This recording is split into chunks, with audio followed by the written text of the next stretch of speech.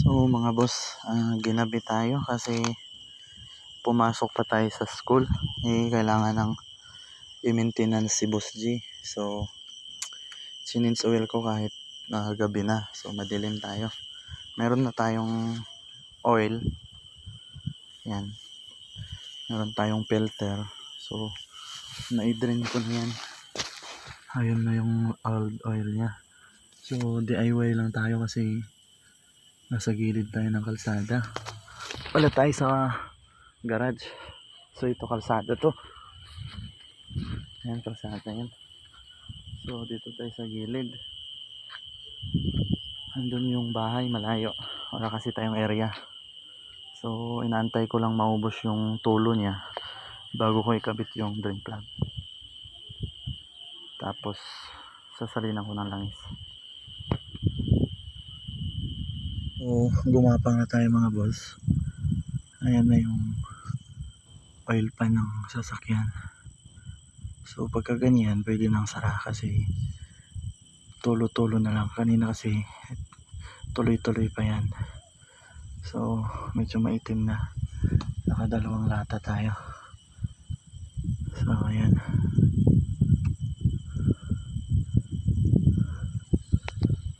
Tatakpan ko na mga boss. Hanapin ko lang yung drain plug natin. Ano ba yan?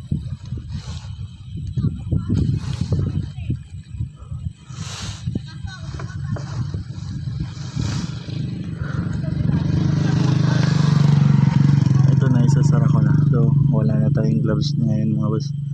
Diretsahan na to. Kasi gabi na. Wala din tayong mga gamit kagaya sa company. Pero okay lang naman yan. Madudumihan lang tayo pero kaya yan. So higpitan ko na lang yan. Ito yung tools natin. Kunin ko lang. Medyo nahirapan tayo nito. Alam ko may vlogger na gumagawa ng ganito. Yung si tatay. Kahit yabi magawa siya. Tapos wala ding nagbibideo sa kanya. Bakit na yan? Huwag natin higpitan ng sobra kasi masisira yung washer. Pag nasira yung washer, tatagas na yan. Wala kasi tayong bagong washer. Kung meron sana tayong bagong washer, edi pwede. So linisan natin. Medyo mahirap mag video mga boss kasi ayan, linisan ko na lang.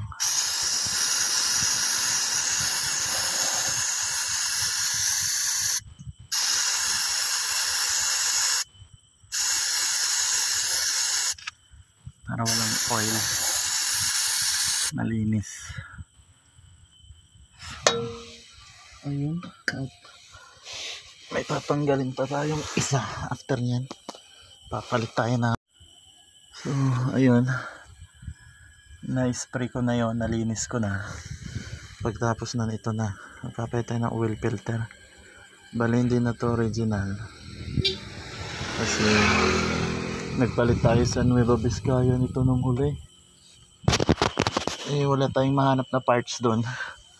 Nag-order tayo sa online kaso matagal. Kaya kailangan ko nang i-change oil si Boss G nun. Kaya ginawan ko na lang ng iba. Ginawan ko na ng paraan, nilagyan ko ng iba. Pero sim lang yan ng sukat. Yung 312 na yan. So tatanggalin ko muna yan. So may tools tayo yan. Ito yung tools natin dyan.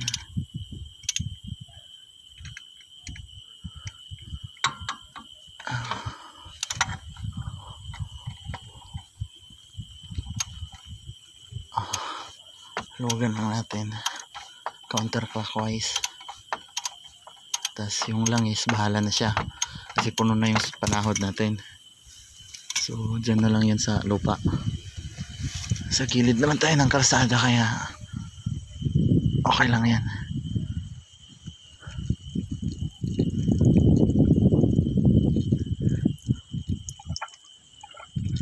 So wag muna nating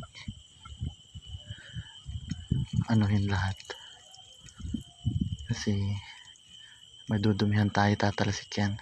So antayin muna nating tumagas lahat bago natin kalasin ng tuluyan. So ito wala na to sa sa standard yung trabaho natin, kaya pasensya na kayo ha.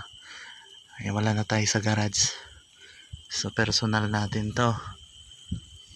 Ay, pero kaya naman yan. Parang garage din yung trabaho nito, pero kaibahan lang, nasa gilid tayo ng kalsada. Wala sa lugar yan, nasa gumagawa yan.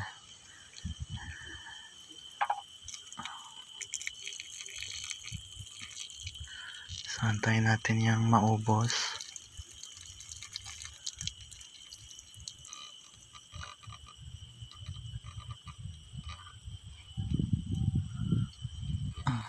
Ito yung hose ng aircon, itong itim na yan, sa aircon yan. So hindi natin masyadong galawin yan kasi maglilik yan. So ito na, so tapon natin dito.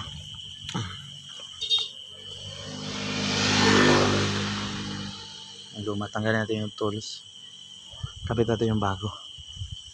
So kabit muna natin itong bago yung tools. So pagkakabit nito, mag oil lang tayo dito. Bunganga nya, lagyan natin ng langis. Tapos itong loob na to, salinan natin ng oil.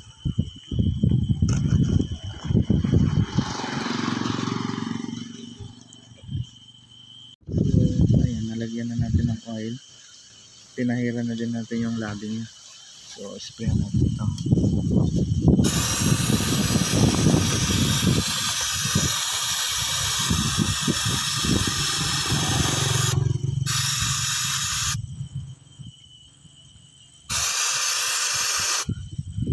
Grabe yung itim ng langis, dumikit sa akin.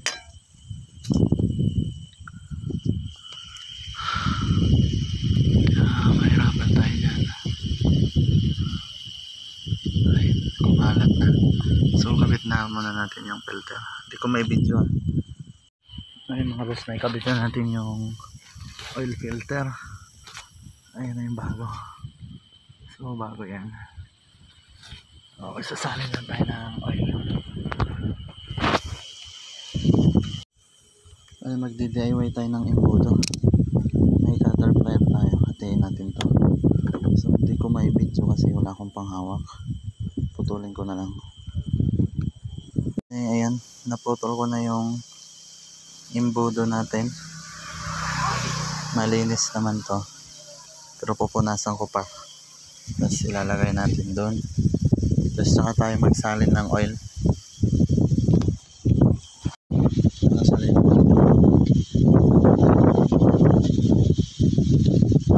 Ito yung oil niya, diesel.